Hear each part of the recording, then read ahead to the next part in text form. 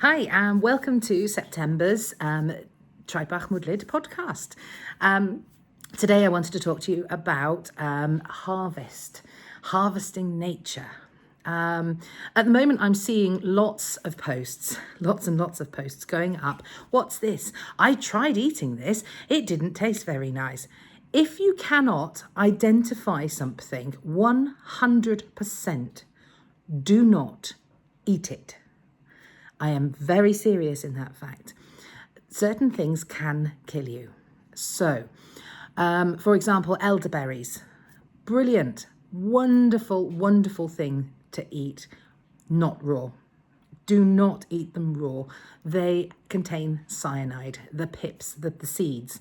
So when you make syrups and bits and pieces with them, it is a very good thing to strain those out because they have cyanide in them. And you don't want to be eating that. If you eat that in great enough quantities, it will kill you.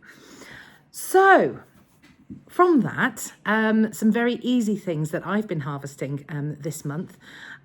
We've started with windfall apples, especially after the winds in the last couple of days. We have harvested all of our plum trees now. So I've been making all sorts of plum, everything from plum sauce right the way through to plum gin, plum jam.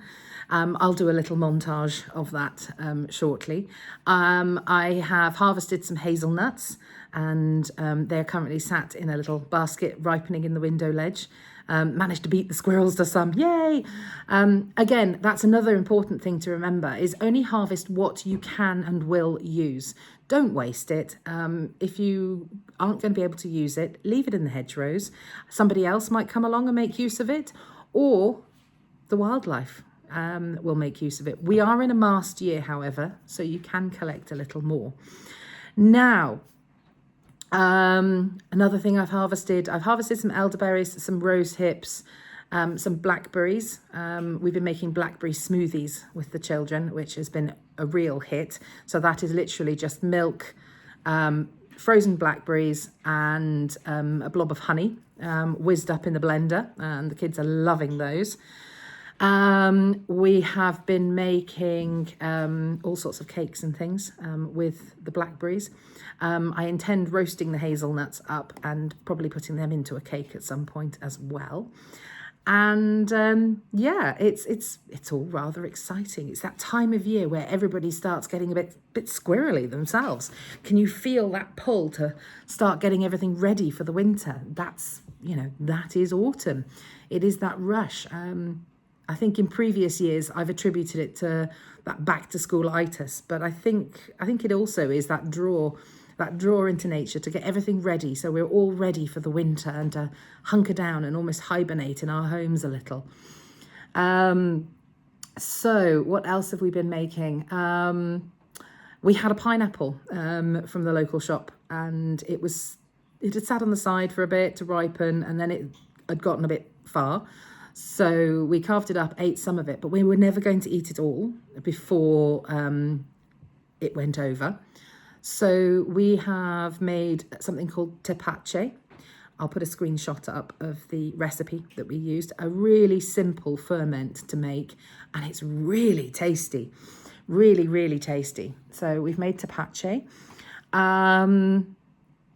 What else are we going to be making? I'm going to be making the elderberry syrup later on today.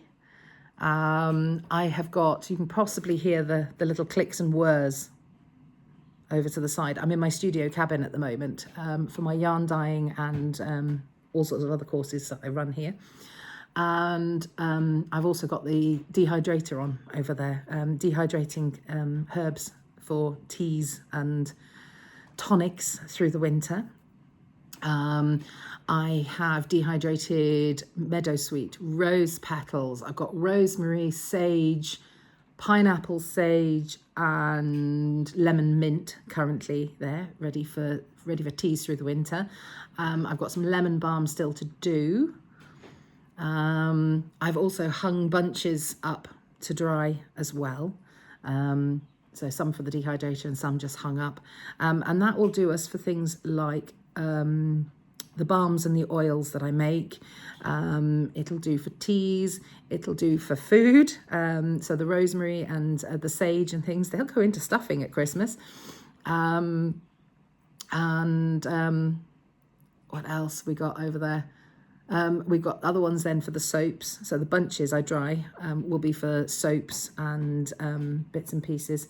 So I will grind those all up and mix them into our soap recipes when we need our next batches of soap doing.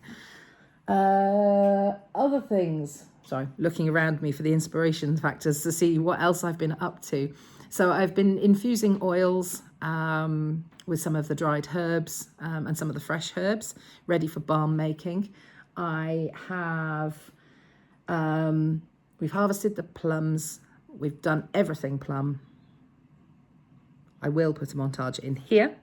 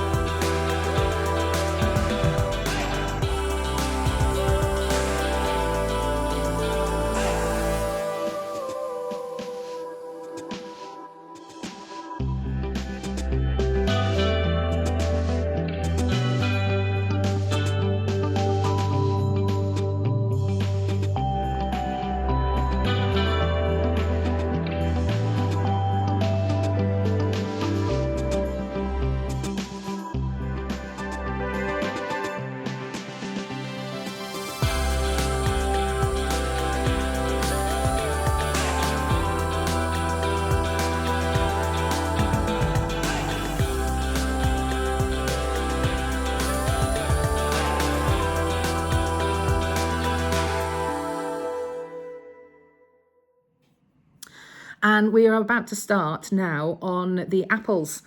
So the apples that we have in our orchard, we have a mixture. We have cooking apples, eating apples, and cider making apples. So we will do a mix of all of them. We've got all the press materials to do apple juice. We then pasteurize that to last us as long as it lasts with the children, basically. The last lot actually got us through. We're still using it now, so that's brilliant. It is absolutely delicious as well, fresh. Without pasteurising it. So the last batch that got made, we managed to pasteurize a few of the bottles from the windfalls. This was some of the windfall eaters, but 2 of the bottles got immediately guzzled by the children, which is brilliant. I mean, there's nothing better than fresh apple juice, really nothing better. We've had, so we'll be making apple pies, apple cakes, apple crumble.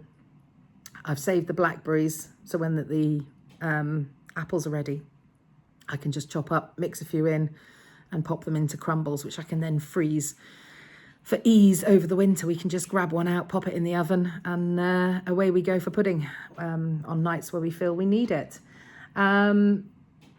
Other foraged things that we've been doing. So we've had rose hips come in, start to come in.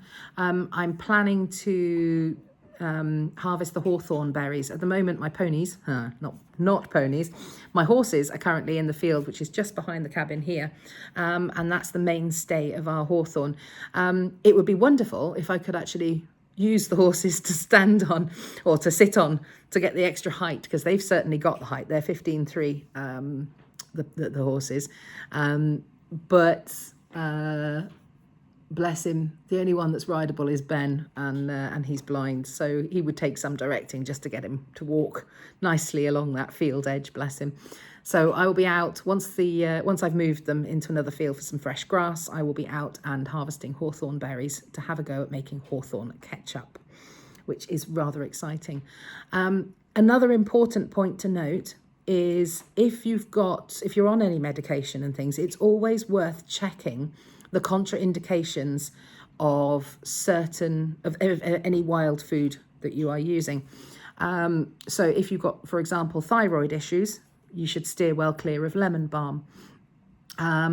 Nettles can reduce blood sugars. So if you are diabetic and you are already on medication, it is well worth noting that if you take nettle in the seed form, for example, in sourdough breads, or ground up into yogurts, or nettle teas earlier on in spring, or nettle as like a replacement for spinach, because it is amazing. It's got so many amazing qualities for you, but also it will reduce your blood sugars, or can reduce your blood sugars. So your bloods may be in danger of dipping too low. So yes, well worth checking out any contraindications. I can't remember for the life of me what the hawthorn one was that I saw the other day. I'll have to go back and check in my book. So I have a book, sorry, just stretching to get it, good view of my ear roll. I have a book that I keep. It's a forager's journal, Traibach Mudlid. It's available on Amazon, and I basically, so it is blank pages and prompts for learning about herbs and things, and I've started filling it in for my own purposes. So I've started filling in nettles. I have completed, what else have I done? Elder. And I'm just taking the time to do a little painting each time. Some of them aren't great, some of them are better than others, but it's also just a bit of fun. So dandelions in there now, and comfrey, and that's a good healing one. So I've made an ointment recently from comfrey leaf, meadowsweet. I've just cracked meadowsweet dye. So meadowsweet stems and flowers give you a lovely yellow, but the root is reportedly the only black dye from natural dyes with an iron mordant, and I have just gotten that in the pans this morning, which I am really, really pleased about. So an iron mordant, meadowsweet root, and I've got a lovely black dye, hopefully, that will be non-fugitive, sat in the pans. So I also use some of my bits and pieces for that. I've popped in a few then that I'm going to be working on next, herbs I'd like to work on. So it's a good way of reminding myself which ones I wanted to have a look at. When life gets a bit busy, I can add in the names. So the Forager's Journal, a useful little scribbles, and somewhere to record the learning that I am doing about the herbs and the plants that are surrounding me in the landscape here at Traibach Mudlid. All right, I will see you again next time. Bye.